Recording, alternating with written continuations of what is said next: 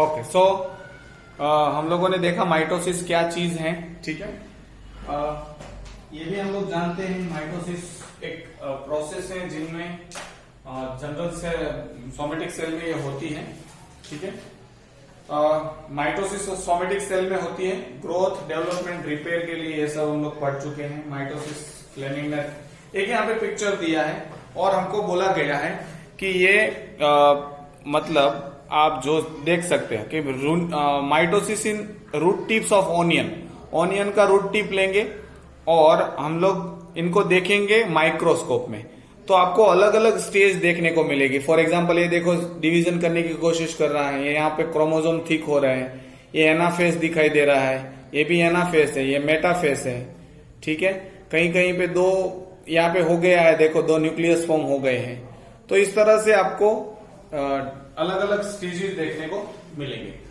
तो माइटोसिस में हम लोगों ने इंटरफेस तो दोनों के लिए कॉमन है, G1S G2।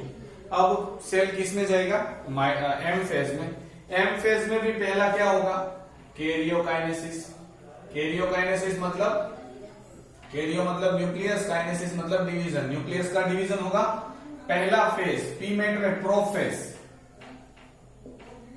अब देखो कुछ कैरेक्टरिस्टिक्स हैं phases of mitosis, karyokinesis, cytokinesis. Karyokinesis में हम लोगों ने देखा चार जो स्टेज है, PMAT, prophase, metaphase, anaphase, telophase, all four are almost similar, दोनों में सिमिलर होता है प्लांट और एनिमल में, ठीक है। लेकिन थोड़ा बहुत वेरिएशन जो है वो है सेंट्रियोल का। प्लांट में सेंट्रियोल नहीं होता है या सेंट्रोसोम्स नहीं होता है। बाकी एस्ट्रोरेज नहीं बनते हैं, मतलब एनास्ट्रल हम लोग सेल डिवीजन बोलते हैं प्लांट में, क्योंकि एस्ट्रोरेज का फॉर्मेशन नहीं होगा। क्या क्या सब है वो मैं आपको बताते जाऊंगा जहां जहां आता है वहां पे, ठीक है। माइटोटिक फेज के एनिमल सेल हम लोग डिस्कस करेंगे, similar to plant cell. Plant cell में ही सेम होता है। चलो, प्रोफेस में कोई भी सेल जाएगा तो हम लोग देखो पूरा सेल डिवीजन में सिर्फ न्यूक्लियस में क्या हो रहा है वो ही देखेंगे। हालांकि साइटोप्लाज्म में बहुत सारी चीजें होती रहती हैं, लेकिन साइटोप्लाज्म हम लोग कॉन्सेंट्रेट नहीं करेंगे। We are just going to observe the nucleus activity during cell division. तो कोई भी नॉर्मल सेल आपको पता है, नॉर्मल सेल न्यूक्लियस, न्यूक्लियोलस और यहाँ पे thread like structure, chromosomes, sorry chromatin fibres बोलते हैं, थ्रेड लाइक स्ट्रक्चर आपको देखने को मिलेगा, ठीक है। यहाँ पे सेंट्रोसोम्स अब दो हो गए थे, याद हो तो, क्योंकि ये सेल दो स्टेज पार करके आया है, ठीक है। कौन कौन से? तीन स्टेज, सॉरी, G1S और G2 फेज पार करके अब कैरियोकाइनेसिस के प्रोफेस 1 में आने की तैयारी कर रहा है। तो बिफोर प्रोफेस में आए सेल कैसा होगा? ऐसा। अब प्रोफेस में वो जाके क्या करेगा? Now we are drawing early prophase. शुरू प्रोफेस, अर्ली प्रोफेस में क्या होगा? Chromatin network of the nucleus start thickening into distinctive chromosome. शुरू का अर्ली। अब देखो न्यूक्लियस थोड़ा बड़ा हो गया होगा, मैंने बड़ा ड्रॉ किया है। और दूसरा, सेंट्रोसोम्स एक दूसरे से दूर भागना स्टार्ट कर दिए, ऑपोजिट पोल पर जाना स्टार्ट कर दिए, मतलब दोनों एक दूसरे से दूर जाने लगेंगे, ऑपोजिट एंड पर आ जाएंगे, ठीक है। जब वो पहुंच जाएंगे ऑपोजिट एंड पे तो प्रोसेस खत्म, अभी शुरू हुआ है। दैट मीन्स कोई भी सेल डिवीजन स्टार्ट हुआ है। कैसे पता चलेगा? सेंट्रोसोम जब अपार्ट होंगे, मूव अपार्ट, एक दूसरे से दूर जाने लगेंगे, दैट मीन्स अब वो प्रोफेस में जा रहा है। सबसे पहला क्या होगा? क्रोमोसोम्स जो थ्रेड लाइक स्ट्रक्चर थे वो अब क्या होने लगेंगे? थिक और क्रोमोसोम के फॉर्म में आपको देखने को मिलेंगे। ऐसे हम लोग यहाँ पे 2 पेयर्स ऑफ क्रोमोसोम की बात कर रहे हैं, 2 पेयर की बात करते हैं, ठीक है। तो थ्रेड लाइक थे, उसमें से अब क्या हो गए? थोड़े थिक बन गए और क्रोमोसोम का स्वरूप ले लिया। ये क्या था? Chromatin fibre. क्रोमेटिन फाइबर मतलब थ्रेड लाइक स्ट्रक्चर था। अब वो कंडेंस होगा, कंडेंस मतलब ठीक होगा, और अब ये क्या बन गए हैं? क्रोमोसोम, ठीक है। Second stage each chromosome thicken and become more visible and prominent. सारे जो क्रोमोसोम हैं अब थिक होने लगेंगे और ये देखने मतलब थिक होकर दिखाई देंगे बड़े बड़े। ठीक है, तो जो भी क्रोमोसोम है अब इसके बाद का स्टेज, मतलब ये अर्ली प्रोफेस था, ये लेट प्रोफेस में ड्रॉ करो। लेट प्रोफेस मतलब प्रोफेस खत्म होने की कगार पे है। अब क्या होगा, खत्म होते होते ये सेंट्रोसोम्स, ये क्या है, सेंट्रोसोम्स, सेंट्रोसोम ऑपोजिट पोल पर पहुंच जाएंगे। प्रोफेस खत्म, मतलब अंतिम चीजें चल रही है। अब ये क्रोमोसोम इतने ठीक हो जाएंगे कि आपको कंडेंस क्रोमोसोम देखने को मिलेंगे, एकदम ठीक। ठीक है, ये क्रोमोसोम ऐसे था, दूसरे क्रोमोसोम ऐसे। मैंने यहाँ पे लाइन में बना रहा हूं, ऐसे लाइन में खड़े नहीं रहेंगे, कोई प्रेजेंस के लिए या सैनिक के फॉर्म में नहीं खड़े हैं। ठीक है, अब देखो यहाँ पे न्यूक्लियोलस था, न्यूक्लियोलस यहाँ पे डिसअपियर होना स्टार्ट हो जाएगा, न्यूक्लियर मेम्ब्रेन और न्यूक्लियोलस। न्यूक्लियोलस एक थोड़ा थिक, न्यूक्लियस का भी न्यूक्लियस होता है, अब वो थोड़ा अनविजिबल होने लगेगा। प्रोफेस खत्म होते होते ये चीज तो होनी ही है, nuclear membrane and nucleolus and almost all the cell organelle disappear, ये सारे डिसअपियर हो जाएंगे और एस्टर रेज का फॉर्मेशन भी स्टार्ट होगा। देखता हूं मैं क्या क्या यहां पे लिखा है। पहला, chromatin network nucleus start thickening into distinctive chromosome. Chromatin network था, अब न्यूक्लियस क्रोमोसोम के फॉर्म में देखने को मिलेगा। Now each chromosome thicken and become more visible and prominent, और थिक होंगे और दिखाई देंगे थोड़े थोड़े बड़े। The chromosome consist of two arms chromatid joint at the centre called centromere. देखो ये क्रोमोसोम है, दो आर्म होंगे उसके पास, इसको सिस्टर क्रोमेटिड बोलते हैं। इसको हम लोग क्या बोलेंगे, सिस्टर क्रोमेटिड, सिस्टर क्रोमेटिड। ये बीच में जो स्ट्रक्चर है क्रोमोसोम में, उसको हम लोग सेंट्रोमियर बोलते हैं, सेंट्रोमियर। ये सेंट्रोमियर है जो क्रोमोसोम के बीच में है, ये सेंट्रोसोम है जो ये वाली स्ट्रक्चर है। ठीक है, next is in animal cell the daughter centrioles moves apart and occupies opposite pole. Opposite pole पे डॉटर न्यूक्लियर सेंट्रियोल चले जाएंगे। Spindle fibre appears between daughter cell, daughter centrioles, इनके बीच में स्पिंडल फाइबर मतलब fibre like structure, thread like structure देखने को मिलेंगे दोनों पोल के बीच में। और पोल और पेरिफेरी के बीच में भी आपको रेडिएटिंग चीजें देखने को मिलेगी, मतलब ऐसा फाइबर्स देखने को मिलेगा। ये जो रेडिएटिंग बाहर की तरफ है उसको हम लोग एस्टर रेज बोलते हैं, एस्टर रेज। और इसको हम लोग क्या बोलते हैं, spindle fibre, spindle fibre. Spindle fibre चार टाइप के होते हैं। पहला तो मैंने आपको दिखा दिया, एस्टर रेज, सेंट्रियोल्स के स्टार्ट होंगे और बाहर की तरफ दिखाई देंगे, वो एस्टर रेज होंगे। दूसरे, एक पोल से दूसरे पोल में जाएंगे, ऐसे होंगे कुछ फाइबर्स। कुछ फाइबर ऐसे होंगे कि एक पोल से स्टार्ट किया, दूसरे पोल पहुंच ही नहीं पाए। फॉर एग्जांपल ये आधे तक रुक गए, इसको हम लोग डिसकंटिन्यूअस स्पिंडल फाइबर बोलते हैं। ये कंटिन्यूअस है।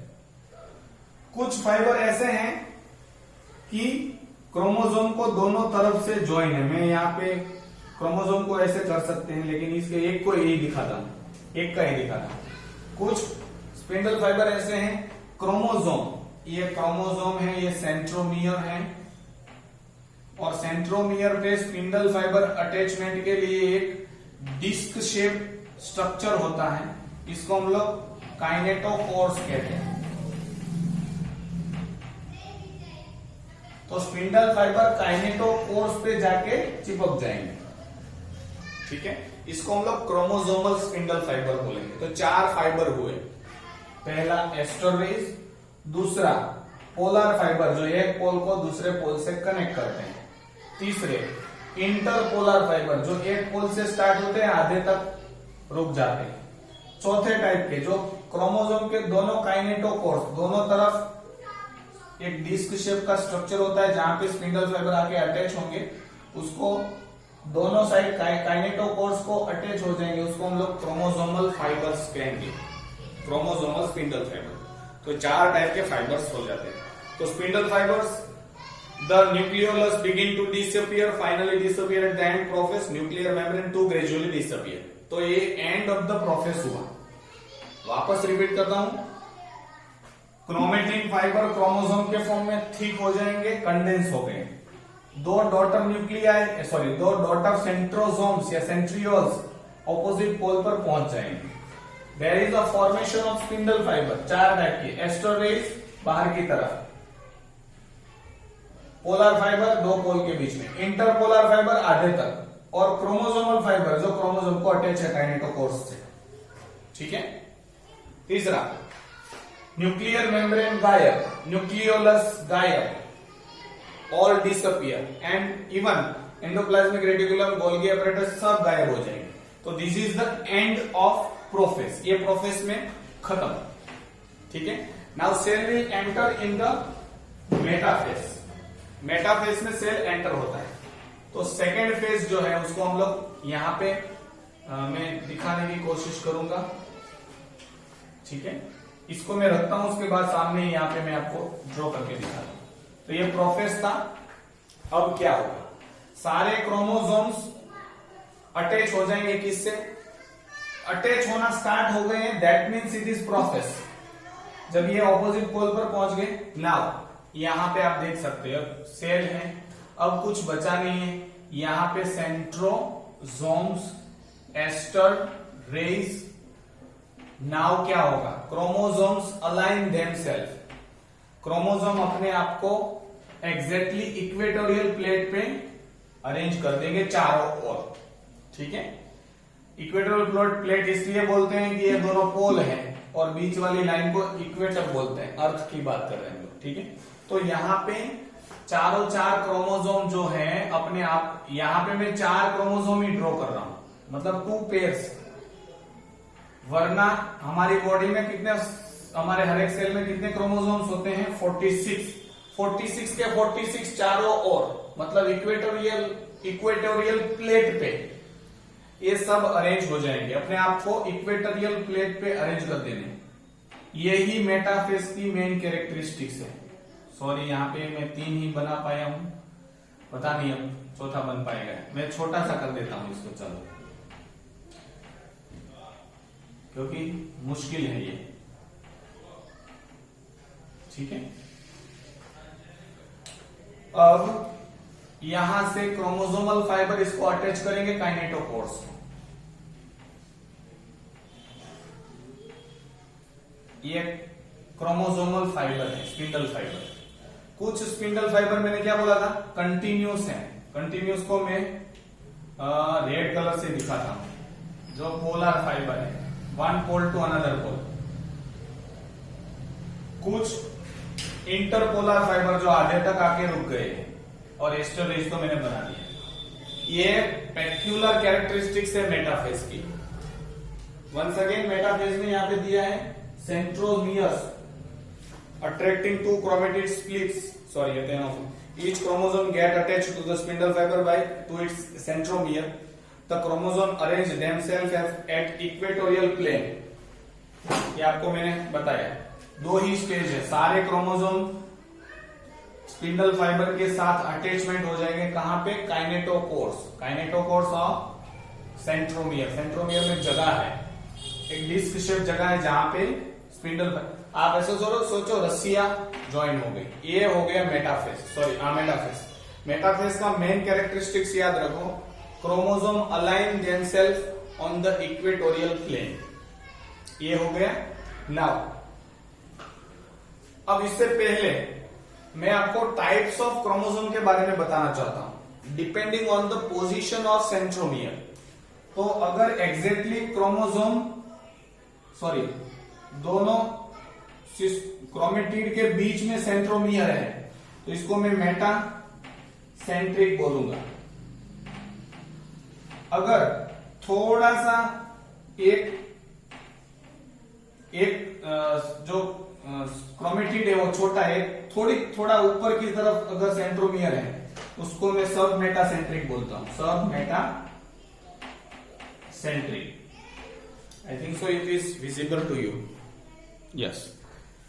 और अगर क्रोमोसोम ऐसा है, बहुत ज्यादा पेरीफेरी पे है, तो उसको हम लोग एक्रोसेंट्रिक बोलेंगे, एक्रोसेंट्रिक क्रोमोसोम। और एग्जैक्टली ऑन वन पेरीफेरी और एक ही साइड ऐसा है, इसको हम लोग बोलेंगे टीलोसेंट्रिक। एक ही आम आपको देखने को मिलेगा। जब मैं इसको खींचूंगा बीच से तो मुझे ये कैसा दिखाई देगा, वी शेप का, याद हो दिखाई देता हो तो ये मुझे कैसा दिखाई देगा, एल शेप का। ठीक है, जब मैं इसको खींचूंगा तो ये छोटी सी और ऐसा एल आपको देखने को मिलेगा।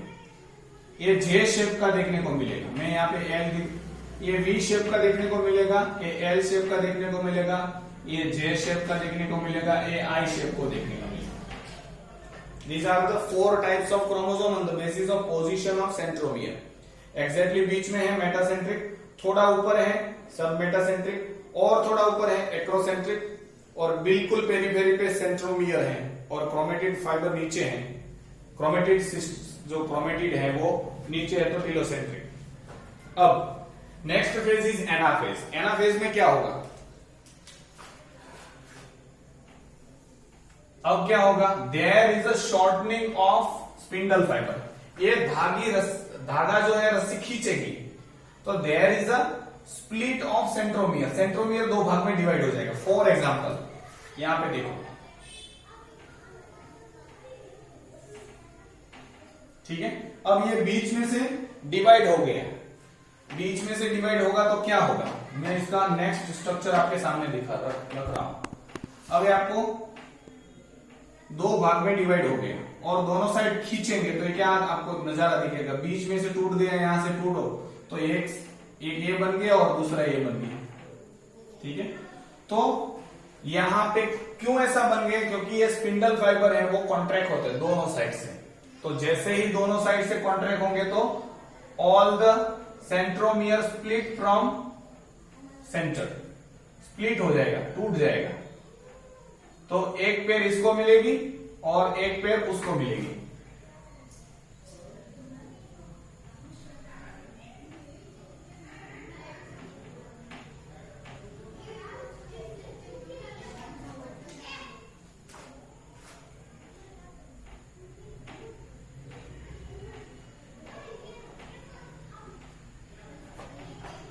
तो अगर ये मेटासेंट्रिक क्रोमोसोम है तो मुझे वी शेप का देखने को मिलेगा। अगर ये सब मेटासेंट्रिक है तो एल शेप का मुझे स्ट्रक्चर देखने को मिलेगा।